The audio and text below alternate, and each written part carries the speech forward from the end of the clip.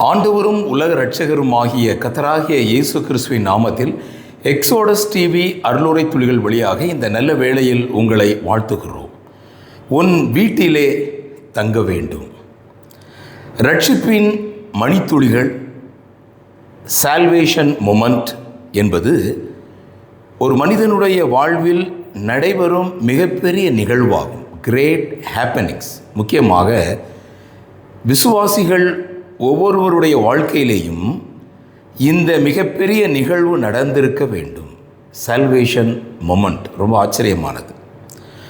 லூக்கா எழுதின சுவிசேஷம் அற்புதமான மனுஷகுமாரனாகிய கர்த்தராகிய இயேசு கிறிஸ்து பூமியில் வாழ்ந்தபோது நடந்த நிகழ்வுகளை இரட்சிப்பின் அம்சத்தோடு தொடர்பு செய்து எழுதியிருப்பது மிகவும் ஆச்சரியமானதாகும். லூக்கா 18-19 அதிகாரங்களை கவனமாக நீங்கள் வாசிப்பீர்களானால் அந்த 2 அதிகாரங்களிலும் 7 நிகழ்வுகள் உண்டு. 1, அநீதி உள்ள நியாயாதிபதி. 2, பரிசேயன் ஆயக்காரன் தேவாலயத்திற்கு போனது. 3வது, ஒரு தலைவன், நல்ல போதகரே என்று ஆண்டவரை நோக்கி வந்த ஒரு தலைவன், அவன் பெயர் சொல்லப்படவில்லை. 4வதாக எரிகோ குருடன் 18ஆம் அதிகாரத்தில். 19ஆம் அதிகாரத்துக்கு வரும்பொழுது அங்கே 3 நிகழ்வுகள். எரிகோ தலைவன் சகேயு, 10 ராத்தல்கள் ஓமை, ஆண்டவர் கழுதை மேல் பவனி வருகிற நிகழ்வுகள். இன்றைக்கு நாம் சிந்திக்க போகிற வார்த்தை உன் வீட்டிலே தங்க வேண்டும். இது இரட்சிப்பின் ஒரு மணித்துளியாகும். இது நம்முடைய வாழ்க்கையில் இரட்சிப்போடு தொடர்பு கொள்ள வேண்டிய மிக முக்கியமான ஒரு நிகழ்வாகும். இங்கே அந்த லூக்கா 19 சகேவை குறித்து சிந்திக்கும் முன்பதாக லூக்கா 18 அதே போல ஒரு தலைவனை குறித்து சொல்லப்பட்டிருக்கிறது. நியாயப்பிரமாணத்தினாலே இரட்சிப்பை பெற முடியாது. அதுவும் லூக்கா எழுதின சுவிசேஷத்தில் ரொம்ப ஆச்சரியமாக எழுதப்பட்டிருக்கிறது. லூக்கா 19-18 ஒரு சில வசனங்கள் நீங்கள் வாசிப்பீர்களானால், அப்பொழுது தலைவன் ஒருவன் அவரை நோக்கி, நல்ல போதகரே, நித்திய ஜீவனை சுதந்திரித்துக் கொள்வதற்கு நான் என்ன செய்ய வேண்டும் என்று கேட்கிறான். பாருங்கள், அந்த கேள்வியை பாருங்கள். நல்ல போதகரே, அவர் போதகர் என்று அவன் அறிந்து வந்திருக்கிறான். நல்ல போதகரே என்று கூறுகிறான். ஆண்டவர் சொல்கிறாரு, தேவன் தவிர ஒருவரும் நல்லவன் இல்லைன்னு சொல்லிட்டு அவனிடத்தில் நியாயப்பிரமாணத்தினுடைய முக்கிய கோட்பாடுகளை அங்கு கூறுகிறார். விபச்சாரம் செய்யாதிருப்பாயாக, கொலை செய்யாதிருப்பாயாக, களவு செய்யாதிருப்பாயாக, பொய் சாட்சி சொல்லாதிருப்பாயாக, உன் தகப்பனையும் உன் தாயையும் கனம் பண்ணுவாயாக என்ற கற்பனைகளை நீ அறிந்திருக்கிறாயே என்று சொன்னபோது அவன், நான் இவையெல்லாம் சிறு வயதிலிருந்து கற்றுக்கொண்டிருக்கிறேன் என்று சொல்கிறான், கை கொண்டிருக்கிறேன் சொல்கிறான். அப்பொழுது ஆண்டவர் சொல்கிறார், உன்னிடத்தில் ஒரு குறைவு உண்டு. உன்னுடைய சொத்துக்களை எல்லாம் விற்று நீ தரித்திரருக்கு கொடு, அப்பொழுது பரலோகத்தில் உனக்கு பொக்கிஷம் உண்டாயிருக்கும்னு சொல்கிறாரு. உடனே அவன் அதிக ஐஸ்வர்யம் உள்ளவன் ஆனபடியால் இதை கேட்டபொழுது மிக்க துக்கம் அடைந்தான். அப்போ ஆண்டவர் சொல்கிறார், ஐஸ்வர்யவான் தேவனுடைய ராஜ்யத்தில் பிரவேசிப்பது எவ்வளவு அரிதாக இருக்கிறது என்று சொல்லி அவர் ஒரு சில ஓமையை சொல்கிறாரு. ஒட்டகம் ஓமையை சொல்லிட்டு சொல்கிறார், அப்படியானால் யார் ரட்சிக்கப்படக்கூடும் என்று கேட்ட பொழுது, மனுஷரால் கூடாதவைகள் தேவனால் கூடும். நியாயப்பிரமாணம் குறைவுள்ளது. நியாயப்பிரமாணத்தில் அவன் எல்லா கற்பனைகளையும் நான் கை கொண்டிருக்கிறேன்னு சொன்னாலும் ஆண்டவர் சொல்றார், ஒரு குறைவு இருக்கிறது. நியாயப்பிரமாணம் குறைவுள்ளது, மனிதனை ரட்சிக்காது, தேவன் நம்மில் தங்க முடியாது. மாற்றம் ஒரு மனிதனுடைய வாழ்க்கையில் நியாயப்பிரமாணம் கொண்டு வராது.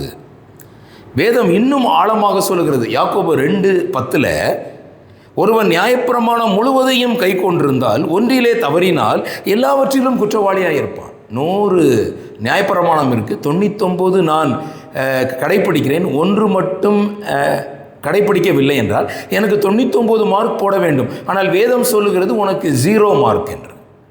மறுபடியும் நான் குற்றவாளியாகி விடுகிறேன். அங்கேயும் யாக்கோபு 2:11 சொல்கிறாரு, விபசாரம் செய்யாதிருப்பாயாக என்று சொன்னவர் கொலை செய்யாதிருப்பாயாக என்றும் சொன்னார். ஆதலால் நீ விபசாரம் செய்யாமல் இருந்தும் கொலை செய்தாயானால் நியாயப்பிரமாணத்தை மீறுவாய். அப்போ சுயாதீன பிரமாணத்தினால் நியாய தீர்ப்பு அடைய போகிறவர்களாய் அதற்கேற்றபடி பேசி அதற்கேற்றபடி செய்யுங்கள் என்று யாக்கோபுல படிக்கிறோம். அப்படி என்றால் இது லூக்கா 18 நியாயப்பிரமாணம் ஆண்டவரை ஏற்றுக்கொள்ளாது, ஒருவருடைய இல்லத்தில் ஏற்றுக்கொள்ளாது. அவன் தூரமாய் புறப்பட்டு போனான். ஆனால் லூக்கா 19 அதிகாரத்துக்கு வரும்பொழுது கிருபை நம்மை ரட்சிக்கிறது, கிருபை நம்மில் வாசம் பண்ண துடிக்கிறது. அவர் எரிகோவில் பிரவேசித்த போது, லூக்கா 19 பாருங்க, 1 முதல் சில வசனங்களில், அவர் எரிகோவில் பிரவேசித்த போது, எரிகோ சபிக்கப்பட்ட பட்டணம், கிறிஸ்து பிரவேசித்தார் அதிலே. தேவனுடைய ரட்சிப்பின் திட்டத்தில் மிக முக்கியமான பதம் பிரவேசித்தல். எபிரேயர் நிருபம் அதை முக்கியமாக அந்த பிரவேசித்தல் என்கிற பதத்தை பயன்படுத்துகிறது. அவர் உலகத்தில் முதற்பேரானவரை பிரவேசிக்க செய்தார். இவர் மகா பரிசுத்த ஸ்தலத்தில் ஒரே தரம் பிரவேசித்தார். நமக்கு முன்னோடினவராகிய இயேசு நமக்காக திரைக்குள் பிரவேசித்தார். ஆகையால் சகோதரரே, நாமும் பரிசுத்த ஸ்தலத்தில் பிரவேசிப்பதற்கு என்ற வார்த்தை பயன்படுத்தப்படுகிறது. அவர் எரிகோவில் பிரவேசித்தார்.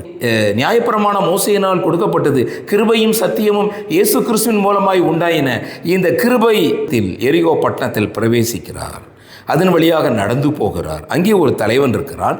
அவன் ஆயக்காரருக்கு தலைவனும் அவன் ஐஸ்வர்யனுமாயிருந்த சகேயு என்னப்பட்ட ஒரு மனுஷன். இயேசு எப்படிப்பட்டவரோ அந்த தலைவனுக்கும் இந்த தலைவனுக்கும் உள்ள வித்தியாசத்தை பாருங்கள். நம்ம இயேசு யார் என்று அறிய தூண்டுகிறது. இயேசு எப்படிப்பட்டவரோ என்று பார்க்க வகை தேடுகிறது. அவன் உடனடியாக அவன் குள்ளனானபடியால் ஜனக்கூட்டத்தில் அவரை காணக்கூடாமல் போகும் வழியில் முன்னாக காட்டத்தின் மரத்திலே ஏறி நிற்கிறான். ஆண்டவர் அவனை தேடி வருகிறார். அங்கே நியாயப்பிரமாணத்தை பற்றி ஆண்டவர் பேசவில்லை. சகேயுவே, நீ சீக்கிரமாக இறங்கி வா, இன்றைக்கு நான் உன் வீட்டில் தங்க வேண்டும். அதுதான் இன்றைக்கு நம்முடைய சுவிசேஷத்தினுடைய மணித்துளிகள்.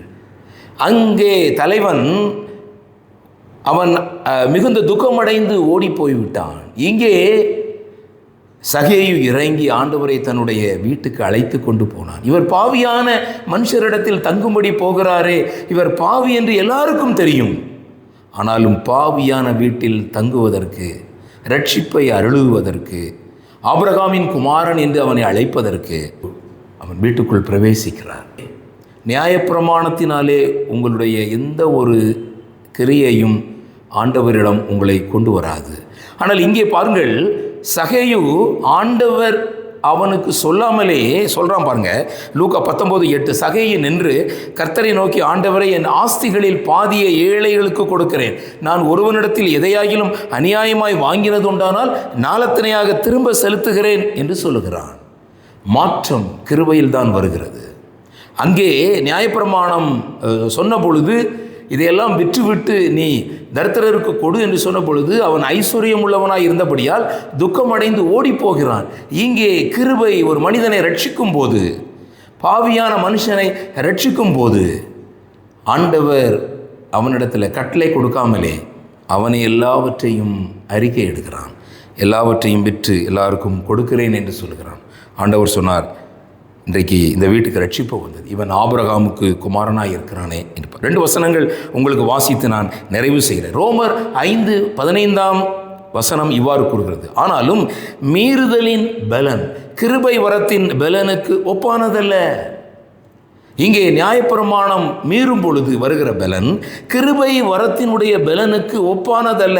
எப்படி எனில், ஒருவனுடைய மீறுதலினாலே அநேகர் மரித்திருக்க, தேவனுடைய கிருபையும் இயேசு கிறிஸ்து என்னும் ஒரே மனுஷனுடைய கிருபையினாலே வரும் ஈவும் அநேகர் மேல் அதிகமாய் பெருகி இருக்கிறது. இங்கே சகேயு மேல் கிருபை அதிகமாய் பெருகிற்று.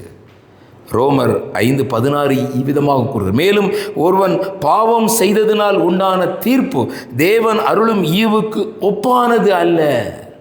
நீங்கள் நியாயப்பிரமாணத்துக்கு கீழ்ப்பற்றாமல் கிருபைக்கு கீழ்ப்பட்டிருக்கிறீர்கள், பாவம் உங்களை மேற்கொள்ள மாட்டாது. ரோமர் 6:15 இப்படி ஒரு கேள்வியோடு இந்த தியானத்தை நிறைவு செய்கிறோம். இதனால் என்ன? நாம் நியாயப்பிரமாணத்துக்கு கீழ்ப்பட்டிராமல் கிருபைக்கு கீழ்ப்பட்டிருக்கிறபடியால் பாவம் செய்யலாமா? கூடாது. தேவன் உங்களை சகல சத்தியத்திற்குள்ளும் வழி நடத்துவாராக. ஆமேன்.